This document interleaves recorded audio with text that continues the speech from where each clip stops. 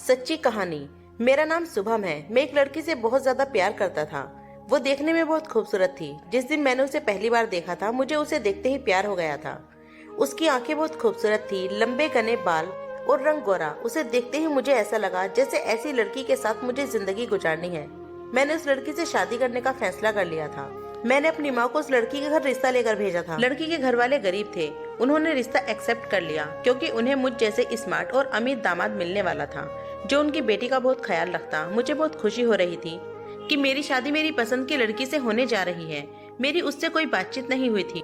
बस मैंने उसे देखते ही फैसला कर लिया था कि मैं उसके घर रिश्ता लेकर भेजूंगा। लड़की खूबसूरत थी, इसीलिए मेरी माँ भी आसानी से मान गई थी। मेरे परिवार में कोई भी नहीं था मेरी माँ के अलावा। मेरी माँ मुझे बहुत प्यार करती थी। मेरे पास बहुत सारी दौलत थी। मैं डॉक्टर था और बड़े अस्पताल में मेरी नौकरी लगी हुई थी। महीने का अच्छा खासा कमा लेता था। घर में बहुत सारे नौकर थे। जिस लड़की से मेरी शादी होने वाली थी, उसकी खूबसूरती देखते हुए हर दिन उसके घर में रिश्ता आता था। पर मेरी माँ ने लड़की वालों के ऊपर मेरी वजह से ज्यादा दबाव डाला, तो उन लोगों को अपनी बेटी की शादी मेरे साथ ही करनी पड़ गई। मुझे खुशी थी कि उन लोगों ने मेरी माँ का मान रख लिया था। इसी तरह मेरी शादी कुछ दिनों बाद ही उस लड़की के साथ हो गई थी। शादी के बाद मेरी जिंदगी अच्छी गुजर रही थी। मेरी पत्नी के कदम मेरे आने वाली जिंदगी में बहुत ही शुभ हुए थे। मेरी कामयाबी दिन ब दिन बढ़ती जा रही थी। मैं शहर का फेमस सज्जन बन गया था और मेरी पत्नी मेरे साथ बहुत खुश थी। मेरी पत्नी का नाम निशा था। वो मेरी माँ का भी बहुत ख्याल रखती थी। वैसे तो हमारे घर में हर काम का एक अलग नौकर था। घर में बहुत सारे नौकर नौकरानियां मौजूद थी। एक लड़की जो मेरी माँ को गांव में मिली थी, उसका नाम सलोनी था। सलोनी बहुत छोटी थी जब मेरी माँ उसे अपने गांव से लेकर आई थी। मेरी माँ का मायके गांव में था, जबकि मेरे पापा शहर में ही पले बड़े थे। सलोनी की माँ मेरी नानी के घर की नौकरानी थी। एक दिन सलोनी की माँ की तबीयत बहुत ज्यादा खराब हो गई थी और इन दिनों मेरी माँ छुट्टियों में हमें लेकर नानी के घर गई हुई थी। अचानक सलोनी की माँ की तबीयत इतनी ज्यादा खराब हो गई थी कि उसकी माँ इस दुनिया को छोड़कर ही चली गई। अपनी माँ के मरने पर वह बहुत ज्यादा रो रही थी क्योंकि उसके पिताजी ने उन दोनों माँ बेटी को छोड़कर दूसरी शादी कर ली थी। बेचारी सलोनी बेसहारा हो गई थी। मेरी माँ को उस पर बहुत ज्यादा तरस आया, इसीलिए 3 साल की सलोनी को मेरी माँ हमारे घर लेकर आ गई थी। मेरी माँ ने उसे पाल पोस कर बड़ा किया था, उसे हमारे घर के सारे काम सिखाए और उसे जवान कर दिया। वो मुझसे उम्र में 2 साल छोटी थी। वह हमारे घर की नौकरानी की तरह ही काम करती थी, बल्कि मेरी माँ उसे अपने घर की सारी जिम्मेदारियां दे रखी थी। वो मेरी माँ का बहुत ख्याल रखती थी। जब से मेरी पत्नी आई थी, मैं देख रहा था कि वह कुछ बुझी बुझी सी रहती थी। मैं तो शुरू से ही उससे ज्यादा बात नहीं करता था। जब से बड़ा हुआ हूँ, उससे बातचीत भी कम कर दी थी, लेकिन जब छोटा था तो उसी के साथ खेला करता था। इसी तरह से वो हमारे घर के फैमिली मेंबर भी बन गई थी। मेरी माँ को तो अब उसकी आदत सी हो गई थी। उसने मेरी माँ को माँ की जगह दे दी थी। सलोनी शुरू से ही हमारे घर को बहुत अच्छे से संभाला करती थी और हमारे घर की सबसे ज्यादा भरोसेमंद नौकरानी थी। मेरी माँ का कहना था कि अब वो जवान हो गई है, इसीलिए वो उसके लिए अच्छा सा रिश्ता तलाश करके उसकी शादी कर देंगी। उधर मैं हॉस्पिटल से घर आता तो मेरी पत्नी अच्छे से तैयार होकर वेलकम करती थी। उसे देखते ही मेरा चेहरा खुशी से खिल उठता था। काफी दिनों से मेरी माँ की तबीयत खराब चल रही थी। सलोनी उनका पूरा ध्यान रखती थी। इधर मेरी पत्नी हनीमून पर जाने की जिद कर रही थी। अब भला मेरी माँ की इतनी ज्यादा तबीयत खराब थी तो मैं अपनी माँ को बीमार छोड़कर कैसे जा सकता था, लेकिन मेरी पत्नी ने तो अपना मूड खराब कर लिया था। सलोनी ने मुझे भरोसा दिलाया कि वो मेरी माँ का अच्छे से ख्याल रखेगी। अगर कोई भी ऊंच नीच वाली बात हुई तो वो मुझे फौरन कॉल करके बता देगी। इधर अपनी पत्नी को नाराज न होने देना और उधर माँ की तबीयत खराब होना, मैं बहुत ज्यादा टेंशन में आ गया था। मुझे सलोनी पर पूरा भरोसा था, इसीलिए मैं उसके भरोसे अपनी माँ को छोड़कर हनीमून पर चला गया। हम लोग हनीमून पर मनाली गए थे। वहाँ मैंने नोटिस किया था कि मेरी पत्नी के पास बार बार किसी की कॉल आ रही थी। मैंने उससे पूछा किसका कॉल है, तो उसने कहा कि कोई नहीं है, बस कंपनी वाले ऐसे ही परेशान करते रहते हैं। 15 दिन का ट्रिप पूरा होने के बाद जब मैं घर वापस आया, सलोनी ने माँ की अच्छी तरह से देखभाल की थी, लेकिन माँ की तबीयत अभी भी ठीक होने का नाम नहीं ले रही थी। अभी भी उनकी हालत सीरियस थी। मेरी पत्नी हनीमून से आने के बाद कुछ ज्यादा खुश थी क्योंकि उसे हमारे घर पर बहुत ज्यादा ऐशो आराम मिल रहा था। मेरी पत्नी और सलोनी की आपस में अच्छी दोस्ती हो गई थी। सलोनी ने मेरी पत्नी को अपनी पूरी जिंदगी के बारे में बता दिया था। कुछ दिनों बाद मेरी माँ की डेथ हो गई थी। मुझे अपनी माँ की मौत का सबसे ज्यादा अफसोस हुआ था। माँ की मौत का सबसे ज्यादा सदमा सलोनी को भी हुआ था क्योंकि वो ही मेरी माँ का बहुत ज्यादा ख्याल रखती थी और उसने बचपन से ही मेरी माँ को अपनी माँ और सब कुछ माना हुआ था। मैं तो हॉस्पिटल चला जाया करता था, लेकिन इस बात से बेफिक्र था कि सलोनी मेरी पत्नी का भी अच्छी तरह से ख्याल रख लेगी। वो हर दिन काम अच्छी तरह से संभाल लिया करती थी। उसने मेरी पत्नी को बहुत अहमियत देना शुरू कर दी थी। एक दिन मेरी पत्नी मेरे साथ मार्केट चली गई थी। वहां से आने के बाद वह बहुत ज्यादा थक गई थी। सलोनी को जब पता चला कि मेरी पत्नी बहुत ज्यादा थक गई है तो वो हमारे कमरे में आ गई। मेरी पत्नी बिस्तर पर लेटी हुई थी और मैं लैपटॉप चलाने में बिजी था। सलोनी ने मेरी पत्नी को थका थका देखा तो कहने लगी, आज आप बहुत ज्यादा थक गई हो, मैं आपकी टांगे दबा देती हूँ। मेरी पत्नी ने बिना हिचकिचाए और बिना उसे मना किए पैर दबाने पर राजी हो गई। मैं तो यह सुनकर चौंक गया था कि मेरी पत्नी उसे इस काम के लिए मना भी कर सकती थी, क्योंकि मेरी पत्नी को हमारे घर में आने के बाद अमीरों वाली फीलिंग आने लगी थी। वो सारे नौकरों के ऊपर भी किसी महारानी की तरह हुक्म चलाती थी। मैंने सलोनी को मना भी किया कि रहने दो, मैं निशा को थकान उतारने की दवाई दे देता हूँ, लेकिन मेरी पत्नी ने कहा कि जो सुकून टांगे दबाने में मिलता है वह दवाई से नहीं मिलता, तो मेरी टांगे दबा दो। मुझे एहसास हुआ कि मेरी पत्नी ने मेरी बात का जवाब कुछ सख्ती से दिया था। मुझे इस तरह से बोलने का अंदाजा बिल्कुल भी पसंद नहीं आया था। पहले तो सलोनी मेरी पत्नी के लिए हल्दी वाला दूध बनाकर ले आई। वो पीने के बाद मेरी पत्नी के पैर दबाने के लिए बैठ गई। दरअसल सलोनी नरम दिल की लड़की थी। अगर उससे कोई भी किसी काम के लिए कह देता था तो वह मन लगाकर उस काम को करती थी।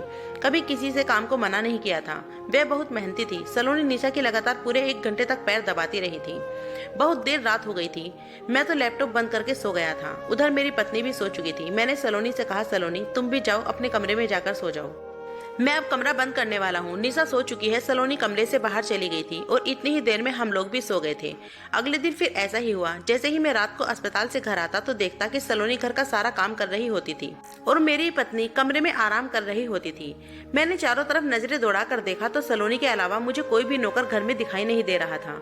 मुझे लगा कि शायद नौकर छुट्टी पर होंगे, लेकिन हम लोग खाना भी खा चुके थे। पर मुझे सलोनी के अलावा घर में कोई भी नजर नहीं आ रहा था।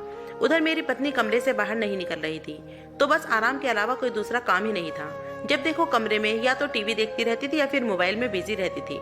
अगले दिन भी ऐसा ही हुआ था। घर में मुझे कोई नौकर दिखाई नहीं दे रहा था। जब मैंने इस बार सलोनी से पूछा कि घर के सारे नौकर कहाँ गए, तो उसने कहा कि निशा ने सारे नौकरों को घर से निकाल दिया। यह बात सुनकर मुझे बहुत गुस्सा आया था। आखिर वो सारे नौकर मेरी माँ ने रखे थे और सारे ही नौकर भरोसे वाले थे। सलोनी को छोड़कर घर में कोई भी नौकर नहीं था। घर के काम का सारा बोझ सलोनी के कंधों पर आ गया था। मुझे ये सब देखकर बहुत गुस्सा आ रहा था। मैं फौरन कमरे में अपनी पत्नी के पास गया और उससे कहने लगा कि तुमने ये क्या हरकत की है, आखिर तुम्हारी हिम्मत कैसे हुई सारे नौकरों को काम से निकालने की। उसने प्यार से मुझे गले लगा लिया और कहने लगी कि मैं सलोनी के साथ मिलकर घर का सारा काम कर लिया करूंगी। मुझे अच्छा नहीं लगता, घर में इतने सारे मर्द नौकर हैं और सिर्फ एक सलोनी लड़की है। आजकल के नौकरों पर भरोसा नहीं करना चाहिए। सलोनी जवान लड़की है और खूबसूरत भी है। मुझे हमेशा उसकी फिक्र लगी रहती है। ऐसी लड़कियों के साथ कोई भी कुछ गलत कर सकता है, इसलिए मैंने सारे नौकर मर्द को निकाल दिया है। तुम फिक्र मत करो, कुछ दिनों के बाद मैं 2-3 नौकरानियों का इंतजाम कर लूंगी और जब तक नौकरानियां नहीं आ जाती मैं सलोनी के साथ घर में ही काम का हाथ बटा लिया करूंगी। इतने प्यार से जब मुझे निशा ने इस बात समझाई तो मुझे उसके ऊपर प्यार आने लगा था। मैं समझ गया था कि वो क्या करना चाहती है। उसे सलोनी की फिक्र हो रही थी। सलोनी और निशा दोनों एक साथ मिलकर घर को बहुत अच्छे से संभाल रही थी। मैं ये सब देखकर बहुत खुश हो गया था। घर का माहौल बहुत अच्छा हो गया था। मैं तो घर की तरफ से बिल्कुल बेफिक्र हो गया था। मैं देखता हूँ कि घर में सलोनी और निशा रोज पैर दबाती और उसके शरीर की मालिश करती थी। निशा मुझे सलोनी की बहुत तारीफ करती थी। एक दिन निशा ने कहा कि वह कुछ दिन के लिए अपने मैके जाना चाहती है। मैंने उसे उसके घर जाने की परमिशन दे दी, क्योंकि जब से शादी हुई थी वह अपने मैके नहीं गई थी। जब मैंने उसे मैके जाने की परमिशन दी तो वह बहुत खुश हो गई थी। वह पूरे 1 महीने के लिए अपने मैके जा रही थी। उसने अपने बैग की पैकिंग कर ली थी। मैं अगले दिन सुबह निशा को उसके मैके छोड़ आया था। उसके बाद मैं वहीं से ही हॉस्पिटल चला गया था। आज हॉस्पिटल में मुझे बहुत ज्यादा काम था और मैं बहुत थक गया था। मेरे पैर भी बहुत दर्द कर रहे थे, इसीलिए मैं बहुत थका हारा घर आया था। सलोनी ने मुझे खाने के लिए कहा तो मैंने उससे कहा कि मैं अपने कमरे में फ्रेश होने के लिए जा रहा हूँ, तो तुम खाना कमरे में ही लेकर आ जाओ। सलोनी ट्रे में खाना लगाकर मेरे कमरे में ले आई। उसने मुझसे कहा, आज आप बहुत ज्यादा थके हुए लग रहे हो। मैंने कहा, हाँ मैं बहुत ज्यादा थक गया हूँ। कोई बात नहीं, मैं खाना खाने के बाद आराम कर लूंगा तो थकान दूर हो जाएगी। मेरी पत्नी अपने मैके 1 महीने के लिए गई थी, लेकिन पूरे 15 दिन बाद वह घर वापस आ गई थी। उसके बिहेवियर में मुझे कुछ चेंज नजर आ रहा था। मैं उसकी खातिर सब कुछ करने को तैयार था, मगर वो तो न जाने क्यों अपनी अलग दुनिया में खोई हुई थी। सारा दिन अपने कमरे में रहती, कमरे से बाहर ही नहीं निकलती थी। अगर मैं उसे कहीं बाहर घुमाने की बात करता तो वो मुझे फौरन मना कर देती थी। कुछ दिन वो फिर घर पर रही और उसके बाद फिर उसने कहा कि मैं अपने मैके जाना चाहती हूँ। मैं तो उसकी हर खुशी में राजी था, इसीलिए जैसा उसने कहा मैंने उसको वैसे ही हाँ कर दी। वह मैके चली गई और 50,000 रुपये अपने खर्च के लिए ले गई थी। मैंने खुशी खुशी उसे पैसे दे दिए थे, क्योंकि मेरा जो कुछ भी था वो उसी का तो था। मेरी पत्नी अपने मैके से जब घर वापस आई तो वह बहुत खुश नजर आ रही थी। आते ही उसने मुझे गले लगा लिया और मेरी पत्नी ने कहा कि मुझे आपसे कुछ पेपर्स पर साइन चाहिए। मैंने कहा, ठीक है मुझे दिखा दो, पेपर्स में साइन कर दूंगा। निशा ने मुझे वो पेपर्स पहले ही नहीं दिए। उसने कहा कि यह पेपर्स एक NGO के पेपर हैं, जहाँ पर मैं भारी डोनेशन देना चाहती हूँ। वह बोली, डोनेशन अपने अकाउंट से कटवा दूंगी और सबसे अच्छी बात यह है कि मुझे NGO का ओनर बनाया जा रहा है। मैंने निशा से कहा, यह तो बहुत ही अच्छी बात है। मैं अपनी पत्नी के इस नेक काम में बहुत ज्यादा खुश हुआ था। मैंने खुशी खुशी उन पेपर पर साइन कर दिए और अपनी पत्नी को खुशी से अपने गले लगा लिया। बाद में जो हुआ उसने मेरे होश उड़ा दिए थे। लगभग आधे घंटे के बाद कमरे के अंदर निशा थी। निशा को बहुत ज्यादा गुस्सा आ रहा था। उसने जोर से सलोनी का हाथ पकड़कर उसे जमीन पर गिरा दिया। उसके साथ उसके माता पिता भी मौजूद थे। यह सब देखकर मैं हैरान रह गया था। मैंने निशा से कहा, यह तुम क्या कर रही हो निशा?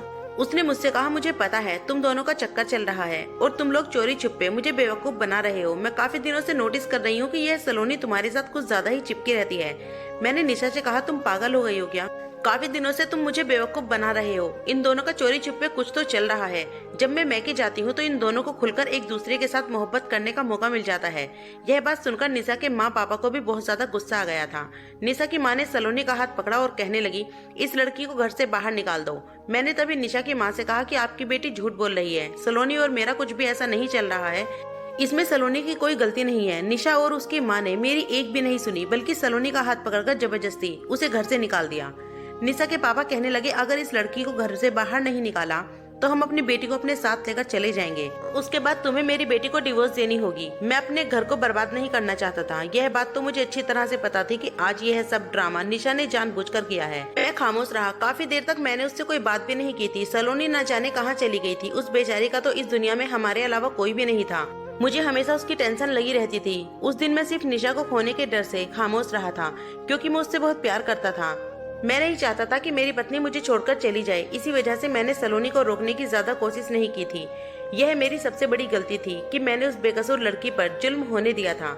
और ये सब कुछ मैं अपनी आंखों के सामने खामोशी से देखता रहा। मुझे इतनी ज्यादा बेचैनी हो रही थी कि मुझे रात को नींद भी नहीं आ रही थी, क्योंकि उस पर जुल्म हुआ था और मुझे उसकी फिक्र हो रही थी। वह कहाँ चली गई, न जाने किस हाल में होगी। इस बात को 2-3 दिन गुजर गए थे। मैं सलोनी की तलाश करने के लिए निकल पड़ा था। सलोनी को मैंने हर जगह तलाश किया था, पर वो मुझे कहीं नहीं मिल रही थी। थक हारकर मैं मंदिर में प्रार्थना करने के लिए चला गया कि मुझे जल्द से जल्द सलोनी का पता मिल जाए। मैं मंदिर गया तो सलोनी वहाँ पर बैठकर प्रार्थना कर रही थी।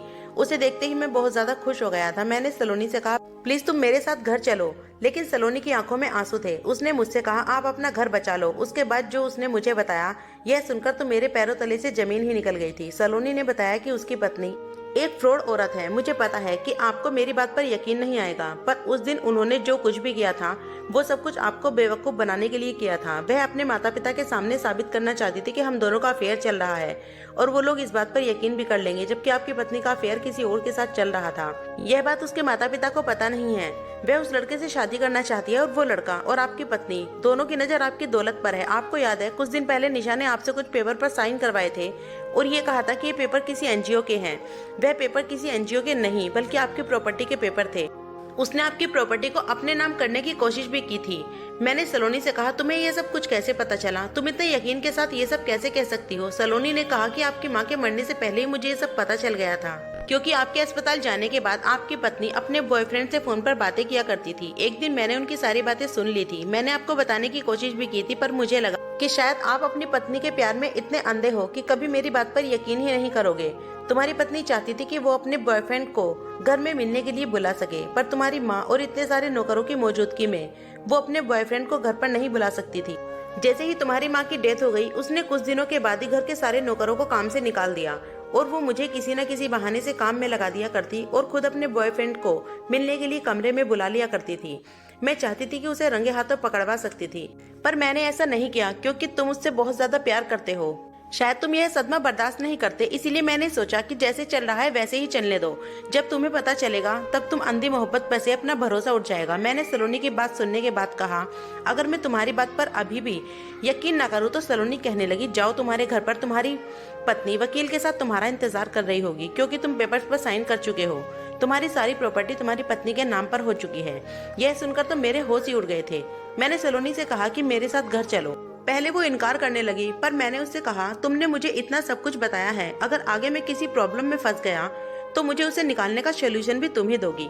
यह बात सुनकर वो मेरे साथ घर आ गई थी, और उसने जैसा कहा था वो सब कुछ बिल्कुल सच मिला था। हम जैसे ही घर पहुंचे तो वकील मेरी पत्नी के साथ मेरा इंतजार कर रहा था। मेरी पत्नी ने कहा कि अब तुम अपना सामान उठाओ और इस घर से निकलो। निशा के मुंह से ये बात सुनकर मेरे पैरों तले से जमीन ही निकल गई थी। इसका मतलब यह था कि सलोनी ने मुझे सब कुछ सच सच बताया था।